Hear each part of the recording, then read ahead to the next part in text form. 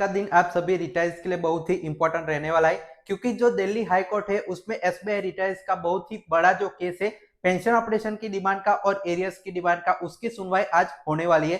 सारी डिटेल्स इस केस की देखेंगे, पिछली बार सुनवाई में क्या हुआ था, क्या फैसला आ सकता है वो भी बात करेंगे। और साथ ही में एक केस आपका है वो बहुत ही इंपॉर्टेंट है एमसी सिंगला केस से, वो क्यों है वो भी मैं आपको लास्ट में बताऊंगा कि आप सभी जो पब्लिक सेक्टर बैंकों के रिटायर्स के लिए बहुत इंपॉर्टेंट एक केस की सुनवाई आज होने वाली है जिसका फैसला आ सकता है। तो चलिए इस वीडियो में सारी डिटेल्स देखते हैं। उससे पहले एक और बहुत इंपॉर्टेंट चीज कि आप लोग आज इस चैनल को सब्सक्राइब करके रख लीजिए, नीचे आपको बटन दिख रहा होगा, ताकि इसका जो भी सुनवाई होगी, जो भी वर्डिक्ट आएगा, सबसे पहले आपके साथ हम शेयर करने वाले, तो नीचे सब्सक्राइब करके जरूर रखिएगा। चलिए आप डिटेल में बात कर लेते हैं। तो एक केस आप देख सकते हैं 23 मार्च 2026 को दिल्ली हाईकोर्ट में केस लगा हुआ है, कोर्ट नंबर 42 में है, और ये जो आपके जस्टिस चारी शंकर है और जस्टिस ओम प्रकाश है वो इसकी सुनवाई करने वाले हैं। और ये जो आपकी कॉज लिस्ट है 23 मार्च की वो आप देख सकते हैं। अब इसका जो सीरियल नंबर कौन सा है वो बात कर लेते हैं। तो देखिए 15, 16, 17 तीन यहाँ पे जो कनेक्टेड केसेस है, तीन केसेस टोटल है, जिसमें एक में पेंशन ऑपरेशन की डिमांड है, एक में जो आपके एरियर्स के पेमेंट की डिमांड है। क्या डिमांड है मैं आगे आपको बताता हूँ, लेकिन इसका जो सीरियल नंबर देख सकते हैं जिसमें आपके जो उमेश शर्मा जी का भी केस है 16 नंबर पर, 15 नंबर पर फेडरेशन जो आपके एसबीआई का और यूनियन ऑफ इंडिया के जो है उनका एक लगा हुआ है। साथ ही में आपका जो Manohar Lal Vashisht State Bank of India 17 number पर एक केस लगा हुआ है, इसकी सुनवाई है वो 15, 16, 17 नंबर पर आज दिल्ली हाईकोर्ट में होने वाली है। क्यों होगी सुनवाई, क्योंकि पिछली बार जब सुनवाई हुई थी तब जज ने कहा था इसकी फिक्स डेट यहाँ पे आज की करी गई थी 11 मार्च को। इसकी जो पिछली बार सुनवाई है वो हुई थी, देख सकते हैं आप 11 मार्च को ये लिस्ट हुआ था, सुनवाई हुई थी, और उसका जो फिक्स डेट है वो 23 मार्च रखा गया था, जजिस ने कहा था। उसके पहले कितनी यहाँ पे सुनवाई हो चुकी है वो भी आप इस केस की देख सकते हैं। और इसका फैसला क्यों आएगा वो मैं अब आपको यहाँ पे डिटेल में बताता हूँ। उसके पहले एक और चीज के, उमेश शर्मा जी जिनका मैंने अभी दिखाया जिनका केस है, उन्होंने कल इस केस को लेकर अपडेट दी है, वो भी बात कर लेते हैं साथ में। तो देखिए दिल्ली हाईकोर्ट में जो आपका एक केस लगा हुआ है, नंबर है मनोहर लाल जी का, उमेश शर्मा जी का और साथ ही में फेडरेशन का, वो तीनों केस पर यहाँ पे अपडेट है। तो देखिए tomorrow that is Monday 23 March 2026 our case is listed, जो आपका 15, 16, 17 पर यहाँ पे है बिफोर डिविजनल बेंच। यहाँ पे जो जस्टिस का मैंने नाम लिया सी हरि और शंकर, और आपके जो जस्टिस ओम प्रकाश शुक्ला जो इसकी सुनवाई करेंगे। Hopefully issue of payment of 50% pension retrospectively would settle tomorrow and thereafter court would take up GOP group of pensions case for a pension operation। जो आपका SBI PA is not a party in this case, मतलब यहाँ पे जो pension operation का भी case है वो इसके बाद लिया जाएगा। Our counsel mister J Sai Deepak has been adequately briefly and argument ready to get justice, मतलब हमारे जो वकील है वो पूरी तरह से हमारे जस्टिस लेने के लिए यहाँ पे जो है वो तैयार है। उमेश शर्मा जी ने जो आपकी इंफॉर्मेशन इसके बारे में दी है। अब बात करते हैं पिछली बार जो सुनवाई हुई थी और आज कैसे फैसला आ सकता है, वो क्यों मैं कह रहा हूँ उसकी बात। तो पिछली बार जो आपका है 11 मार्च को सुनवाई इसकी हुई थी, दोनों जजेस सेम थे, दोनों यहाँ पे कोर्ट भी सेम था। इसमें देखिए जो ऑर्डर आया था, जो सुनवाई हुई थी उसका ऑर्डर आया था, वो देखिए स्टेट बैंक ऑफ इंडिया जो आपका सामने वाली पार्टी थी एसबीआई की ओर से, वो लोग यहाँ पे एडजॉर्नमेंट मांग रहे थे, कोर्ट ने यहाँ पे एडजॉर्नमेंट देने से मना कर दिया था और कोर्ट ने डेट लगाई। देखिए we notice that adjournment slip has been circulated without no objection from the other side, मतलब ये एडजॉर्नमेंट बार बार मांगे जा रहे थे। तो कोर्ट में जो जजेस है उन्होंने नोटिस किया, उन्होंने कहा कि इस केस में आप सभी को अब एडजॉर्नमेंट नहीं दी जाएगी।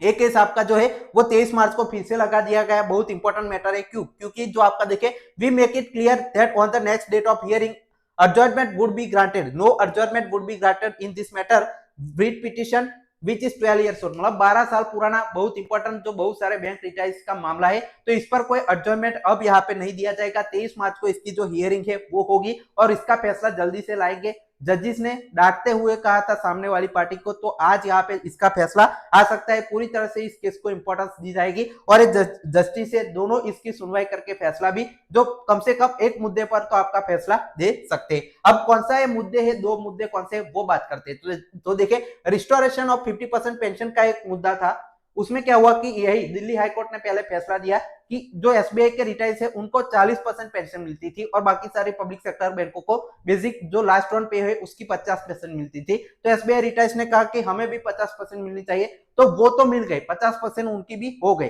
लेकिन क्या किया, जब से कोर्ट ने 2023 में फैसला दिया, देखिए यहाँ पे नवंबर 2023 में एक कोर्ट ने फैसला दिया, तब से इनकी 50% पेंशन की। लेकिन रिटायर्स की डिमांड है कि 1999 से जब सभी को ये 50% मिलना चालू हुई तब से हमें भी चाहिए, उसके एरियर्स हमें चाहिए जो आपके बच चुके हैं 1999 से लेकर 2023 तक के एरियर सारे हैं वो हमें चाहिए। उसको लेकर है जो आपकी डेट को लेकर केस है वो चल रहा है कि 50% जो आपके 40 से 50% के बीच 10% के एरिया से 1999 से हम सभी रिटायर्स को चाहिए। तो इसको लेकर जो आपका कोर्ट है, हाई कोर्ट है, उसमें केस चल रहा है जो डेट को लेकर, और इसका जो फैसला है वो आने की मैं बात कर रहा हूं। अब एक और जो डिमांड है पेंशन ऑपरेशन से जुड़ी इनकी वो क्या, वो देखिए सेम इश्यू आपका एमसी सिंगला केस में जैसे वैसे ही इनका जो पेंशन ऑपरेशन है वेनेवर एप्लीकेबल, जैसे वेनेवर सैलरी रिवीजन होता है 12 बीपीएस जैसे होता है, जो बाइपर्टाइट होता है, जब भी पेंशन जो सैलरी रिवीजन होती है उसके साथ इनका पेंशन ऑपरेशन भी होना चाहिए। ऑल रिटायर्स को यहाँ पे जो नए रिटायर्स के साथ यहाँ पे सेम वेतन जो मिलना चाहिए, और लीगल बेसिस है कि आपका जो देखे